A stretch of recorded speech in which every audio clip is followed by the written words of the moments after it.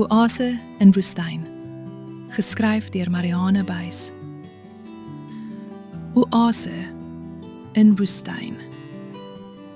'n afwaartse wentelbaan van lewensloop bring kritiese brigades geen hoop. Swaarkry gewondes word kil verstoot, met verwyte skril gehoon. Oordeel dien geen doel, laat lydendes skuldig voel, bring geen oplossing mee. Laat sukkelendes opgee. Bring eerder nuwe hoop, kies 'n opbouende woord, spreek met sensitiwiteit.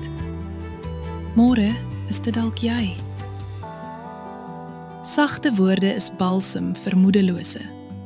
Moe siele wys empatie in knieë knak, want môre is dit dalk jy. Reik uit met vertroosting in ander se mistroostig wees, 'n helder fontein, die oase in woestynpad. Baie dankie dat jy geluister het hier by Boekwurm. Onthou om asseblief die hou van knoppie te druk en in te teken op ons kanaal vir nog verhale vol avontuur, liefde en misterie. Deel jou gedagtes in die kommentare, ons hoor graag van jou. Tot die volgende storie, mooi loop.